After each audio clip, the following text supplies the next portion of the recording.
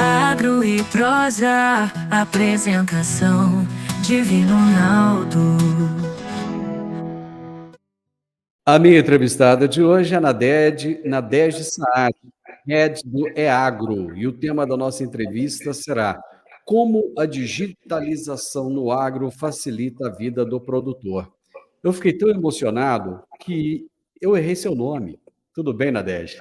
Tudo bem? Emoção a minha. Obrigada pelo convite. E o nome é difícil mesmo. Geralmente as pessoas erram na primeira. Pois é, eu te via nos eventos e eu pensava, gente, eu quero entrevistar essa mulher tão poderosa, tão bonita, e eu quero entender o que ela tem a ver com o agronegócio. Parece-me que a primeira vez que eu te vi, e me corrija se eu estiver errado, você estava na Bahia Farm Show? Nós vamos sempre à Bahia Farm Show. Para nós é uma feira importante. Pode ser que nós tenhamos nos cruzado por lá. Obrigada pelos elogios. A felicidade é minha de falar com você. Faz tempo que eu queria também. Eu te vi na Bahia Farm Show, depois eu te vi em São Paulo, e ficou aquela dúvida na minha cabeça. Eu tenho que entrevistar essa mulher e eu tenho que perguntar, como começa a sua história com o agronegócio? Minha história começou em 2010 com o agronegócio, então é relativamente recente aí, pelo tempo de carreira, já vai fazer 15 anos, mas eu venho originalmente de indústrias de bens de consumo. Então, eu costumo dizer que eu sou uma intraempreendedora corporativa e isso começou lá atrás, né? O que quer dizer isso? Que eu venho sempre na minha carreira fazendo coisas novas, abrindo áreas novas, indo para a tendência, para a inovação. Mas vou te contar desde lá de trás. Então, eu sou formada em economia e ciências políticas e eu também sou formada em publicidade e propaganda. E eu comecei minha carreira num banco que já foi incorporado, eu não sei a idade, né? Que já foi incorporado, eu fui trainee desse banco, foi meu primeiro contato com o mercado financeiro, eu acabei ficando mais na seguradora desse banco, o banco era o Unibanco AIG, né? E depois eu tinha esse viés de banco pelo curso de economia e depois eu acabei querendo experimentar um pouco mais de marketing e acabei migrando para bens de consumo. Então, em bens de consumo, eu trabalhei em empresas de alimentos, trabalhei na Unilever há alguns anos e tive a oportunidade de trabalhar fora do Brasil. Isso me deu muita bagagem de marketing, de estratégia, né? Afinal, as empresas de bens de consumo são grandes escolas aí no que diz respeito a branding, a estratégia, a contato com o consumidor, a experiência do consumidor, desenvolvimento de produto e tudo mais.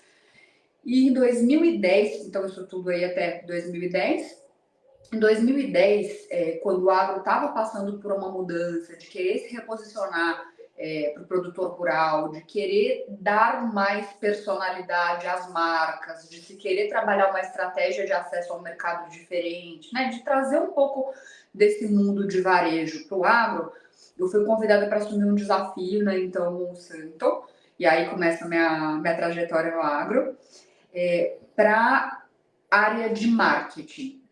Nessa área de marketing, a gente exercitava um olhar disruptivo em relação a como as marcas do agro de sementes, naquele momento, se relacionavam com o produtor rural em termos de experiência. Será que é realmente tudo igual? Será que o produtor não tem nenhuma relação com a marca e só com o germoplasma, só com a tecnologia, só com o RTV? Como é que se dá essa equação, né? De atendimento, de produto, como é que a gente pode melhorar essa relação e servir melhor o produtor rural. E aí comecei, fiquei muitos anos ali na Monsanto e depois fui migrando para empresas menores, sempre com esse desafio, né? Menores, gigantes, né? Trabalhei na OPL, trabalhei na Helm, sempre com esse desafio de olhar diferente para como esse mercado acessa o produtor rural, fazer com que ele entenda a funcionalidade de um produto, como é que aplica, como é que eu trabalho com o combate à ferrugem, como é que eu trabalho com determinado tipo de portfólio de produtos e abrindo áreas novas. Fiquei no agro, me apaixonei, porque aqui a gente tem muita coisa para fazer, né? E é um setor apaixonante, é um setor que se comunica com a sociedade de uma determinada forma, mas ele começou a fazer isso há pouco tempo. É um setor em que a gente tem bastante oportunidade de trazer coisas que por hora não estão aqui, né? Vide as novas plataformas de educação ao produtor. Como é que é esse atendimento com ele lá na ponta? Como é que eu melhoro realmente, resolvo as dores dessa figura tão importante para a economia mundial e especialmente brasileira? Então, resumidamente, foi como eu cheguei até aqui, né, no EAGRO. Falta eu contar. Antes do EAGRO, eu, tendo essa atuação em empresas mais tradicionais, né, bens de consumo, sementes, enfim, aquela abordagem mais tradicional, fui trabalhar numa empresa de tecnologia, uma startup, né? E ali, isso foi em 2019, 2018, na verdade. E ali eu comecei a tocar mais tecnologia, né? Puxa, como é que a gente pode ter de funcionalidades de tecnologia para ajudar o produtor no momento da compra e da tomada do crédito? Fiquei nessa startup aí 3 anos, trabalhando com marketplace, com desenvolvimento de crédito, foi muito legal porque eu comecei a entender de levantamento de capital em rodadas de investimento. E então, 2 anos e meio atrás, surgiu na minha vida o EAGRO, o Bradesco buscando realmente a digitalização aí do seu portfólio de produtos e buscando servir melhor o produtor rural. A gente já fala mais sobre isso, que eu sei que você quer me perguntar bastante coisa. Estava procurando alguém que tivesse um pouco dessa equação, né? Que entendesse do agronegócio, que fosse familiar com tecnologia e que pudesse conduzir esse projeto tão grandioso aí. Quando você fala para as pessoas que trabalham com agro, as pessoas olhando para você, né, ver essa mulher tão sem botina, sem chapéu, que esse é o estereótipo que ainda se tem no agronegócio, né, de que mulher tem que andar de botina, andar de chapéu, de calça jeans, e você não, é elegantésima sempre, né? E aí, como é que você explica tudo isso? Como é que é esse jeito de explicar um agro que não é o agro da bota, o agro do chapéu? Poxa, obrigado pelos elogios de novo. Eu gosto de falar que a mulher, tempos atrás, né? Eu vou ir para um olhar um pouco mais de gênero. A mulher, um tempo atrás, quando ela ia lá na roça, falar com o produtor, quando ela se colocava numa situação de ter que falar com o público, eu acho que a gente sempre teve um pouco de colocar um uniforme, né? Uma camisa, uma roupa um pouco mais séria, botina, porque botina é prático, né? Eu vou para campo, eu uso botina assim, vou te mandar uma foto que você ainda não me viu. É uma botina estilosa, mas é uma botina. A mulher se colocou nessa roupagem, acho que para ser um pouco levada mais a sério, né? Você vê, antigamente, né, 2010, não era tão comum você ter mulheres em campo. Então, as empresas fizeram todo um trabalho de diversidade para ter mulher representante de vendas, para as mulheres irem a campo. Eu acho que isso teve um amadurecimento, né? E eu realmente, no dia a dia aqui em São Paulo, não tenho cara de agro, mas sou apaixonada pelo agro. Eu acho que as mulheres desmistificaram muito isso também da vestimenta, né? Hoje em dia, a gente vai nas feiras, a gente vê as mulheres lá vestindo saia, vestindo rosa, elegantes, sem ter que masculinizar o visual para serem levadas a sério, para fazerem seus trabalhos ali de forma expressiva. Então, e eu adoro moda, né? Você perguntou, eu gosto muito de moda, gosto de moda e gosto de agro. Eu acho que são 2 coisas que estão ali muito próximas, especialmente com os movimentos que a gente tem hoje em dia, né? O sol de algodão, a gente trazendo realmente essa aproximação de 2 partes importantes da economia que não são tão que não são contrárias, né? A gente tinha essa peixe de falar que são contrárias, mas não são. Moda e agro conversam ali muito bem. Mas eu coloco botina sim, mas minha botina é uma botina super estilosa, que eu adoro. Às vezes te mando foto aí, bicho. Toda vez que eu vou me pergunto, de onde que é essa botina? É uma botina bem legal. Mas é isso, assim, acho que as pessoas ainda têm um pouco dessa visão, né, de a mulher, a gente usar essas roupas mais agro, mais sérias, mas está mudando. A mulher sempre teve um papel de protagonismo no agro, apesar de que isso não era visto.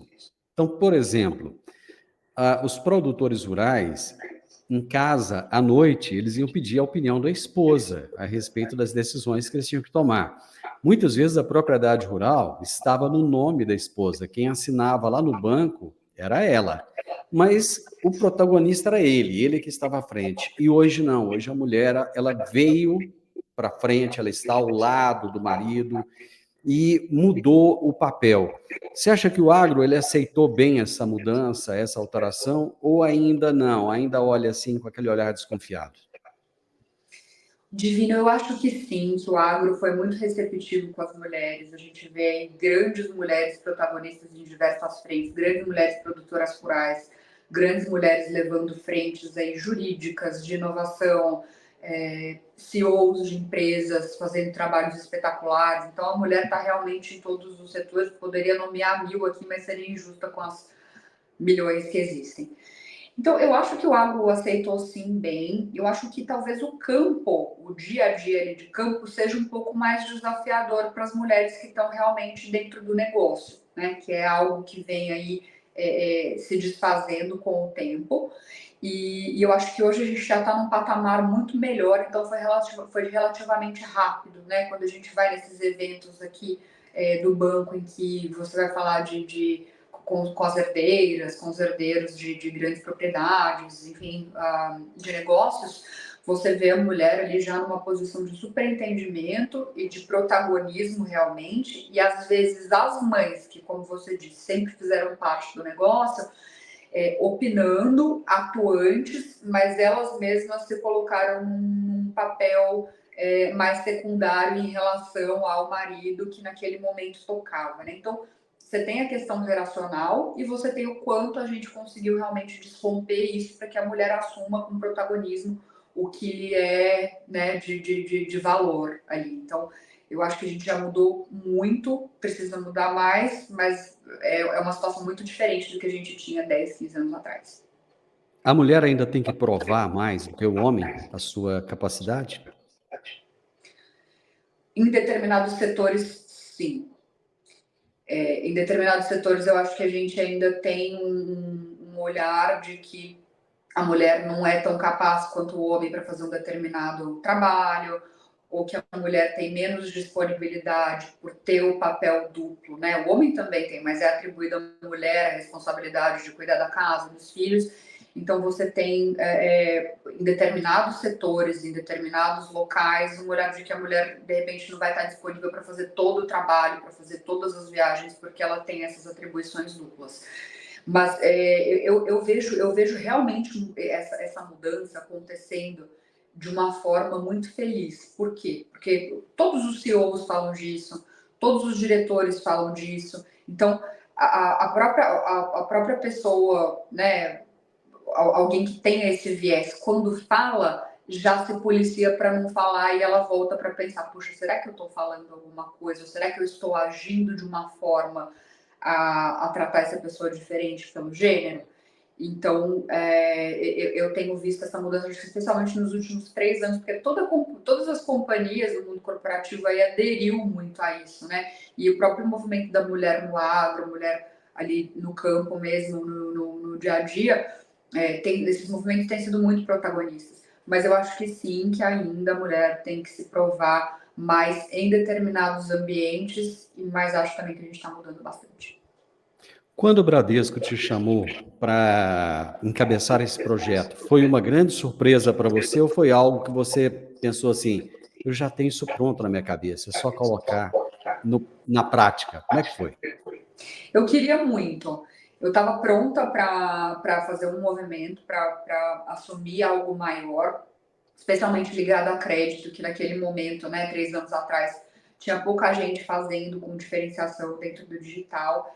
Então, eu estava muito pronta e o EAGRO, ele é uma conjunção de fatores muito fortuitos, né? Então, você tem uma marca como o Bradesco por trás, você tem uma estrutura de tecnologia, nosso parceiro de tecnologia foi a IBM, né? Você tem um parceiro de tecnologia que coloca à disposição todo o arcabouço dele ali de inovação, de desenvolvimento, de tecnologia, IA e tudo mais, é uma combinação super fortuita. E aí entra a coisa de as grandes organizações, que são realmente, né, muitas vezes mais lentas para fazer desenvolvimento de inovação.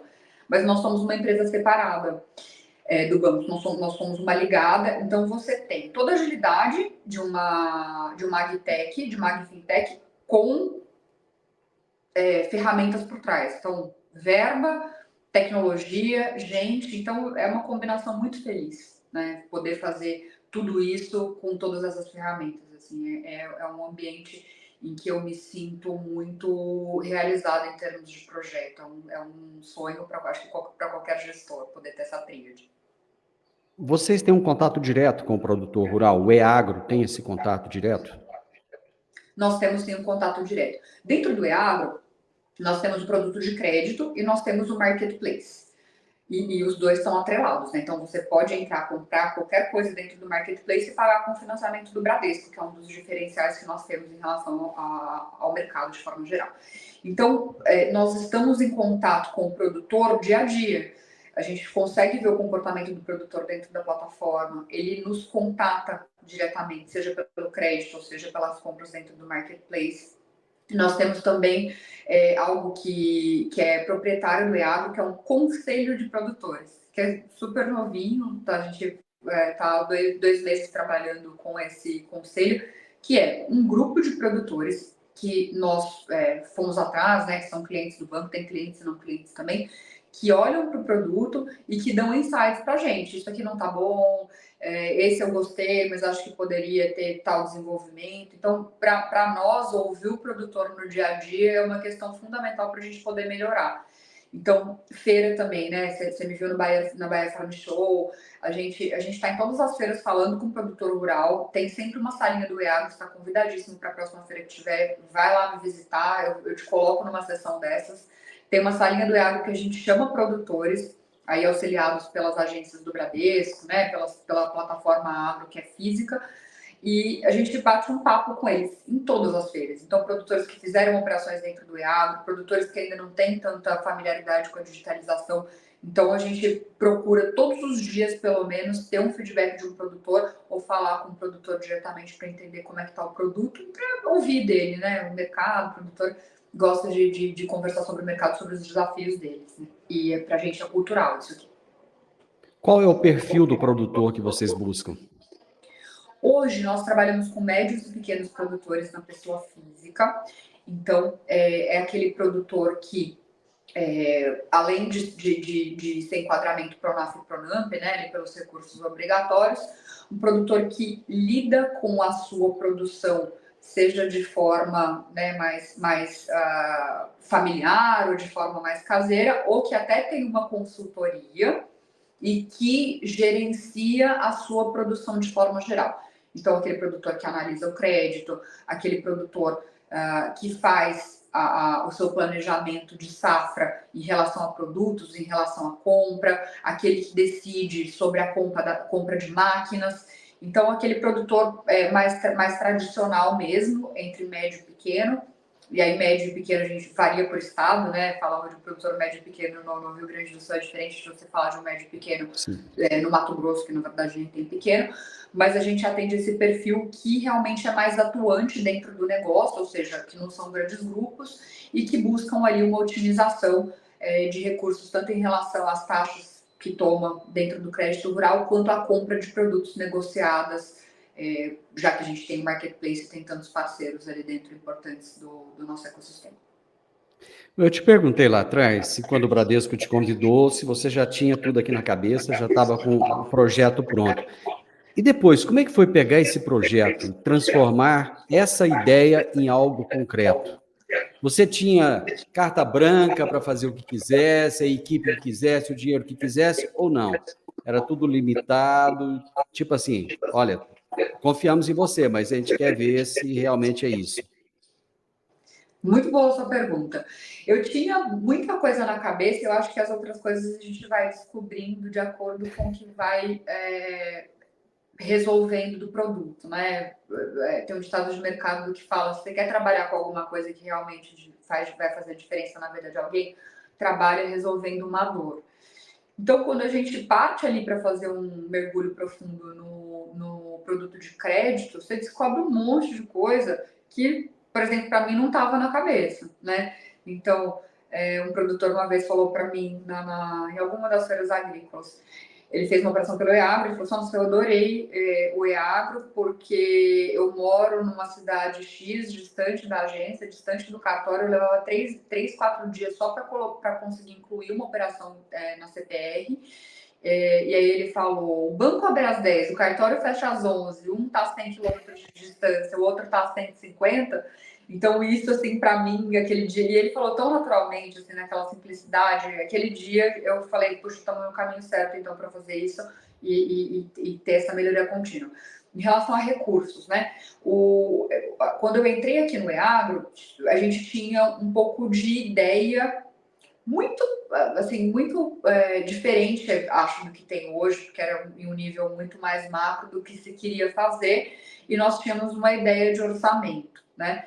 Então, claro, a gente, você tem que controlar o gestor, o CEO tem que controlar o DRE.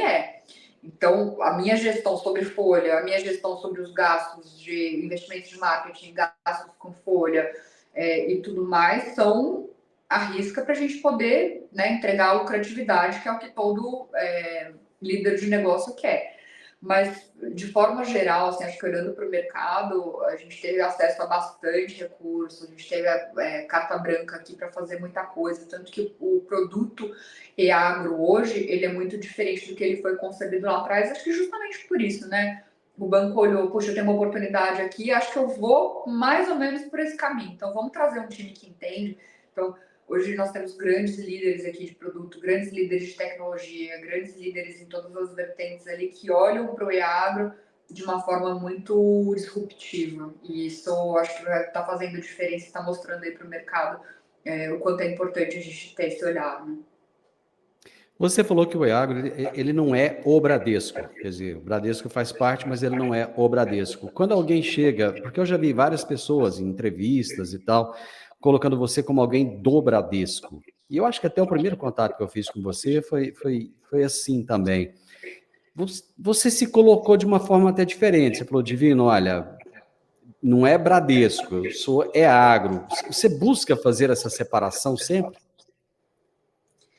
Nossa, a gente busca no sentido de ser empresa, né? Então, nós somos uma empresa ligada do Bradesco, a participação por hora é 100% do Bradesco, mas amanhã ou depois pode não ser. Isso eu gosto de dizer porque é um olhar realmente de AgFintech. Amanhã ou depois nós podemos ter um outro sócio aqui dentro do nosso cap table e realmente sermos uma AgFintech independente.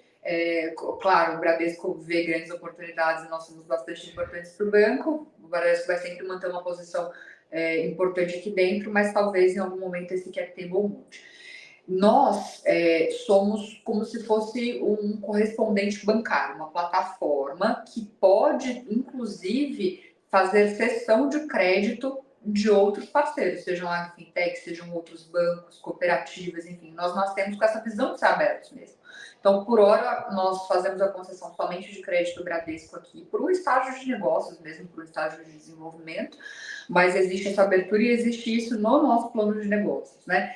Eu acho que a associação com marca Bradesco é muito importante, porque a ligada, ela tem o cliente lá da agência do Bradesco também. A ligada está dentro do banco, né? É um anexo de tecnologia ali do banco. Então, a gente se associa por credibilidade, a gente se associa porque a gente gosta de falar, porque é o nosso sócio estratégico, mas nós somos agnósticos em relação aos parceiros que a gente pode ter no futuro e queremos ter esses parceiros, né, aqui dentro. Ainda falando de parcerias, você falou que vocês são um marketplace. Como é que vocês buscam esses parceiros para estarem aí junto com vocês? Nós procuramos inicialmente dentro dos parceiros do banco, né? Então, o banco se relaciona com todo mundo, basicamente, do mercado, aí dos diversos segmentos. Nós somos bastante fortes no setor de máquinas, então a gente procurou primeiro pescar aqui dentro do nosso aquário, se aproximar dessas grandes empresas. Então, o grupo AGCO, a John Deere, Case New Holland, entre outros tantos aí, Jactos, Tara, distribuidores, enfim, e apresentamos a proposta do EAGRO e trouxemos eles para dentro do ecossistema. Ecossistema de insumos, IDRI, né? Então, a gente tem a Fibra, a gente tem várias outras marcas, né, várias outras empresas de sementes. Nós temos hoje 12 categorias dentro do marketplace. E a gente vai atrás realmente de parceiros que sejam importantes aí para o mercado, que sejam marcas conhecidas, afinal, né, a gente tem uma responsabilidade aqui dentro de levar para o produtor sempre as melhores marcas. E como você tem uma associação com crédito, né, então eu negocio, por exemplo, algo com a Massey Ferguson. Olha, vamos fazer uma condição aqui especial no trator tal. Então, eu tenho que ter alguém que seja associado em negócios comigo para que eu possa oferecer isso ali na frente para o produtor rural de uma forma confiável, né? Então, assim que a gente busca. Mas temos uma equipe comercial que faz essa busca ativa de parceiros que possam ser interessantes, inclusive parceiros regionais. Inteligência artificial é um tema do momento, a gente está falando de inteligência em tudo, aliás, não para de surgir inteligências novas a todo momento. O EAGRO já está inserido, ou a inteligência artificial já está inserida no EAGRO? Sim, o EAGRO nasceu como um projeto em que a gente já ia agregar de saída inteligência artificial. A gente fez um piloto com IA generativa nesse primeiro momento, para fazer recomendação para o produtor de crédito e de insumos.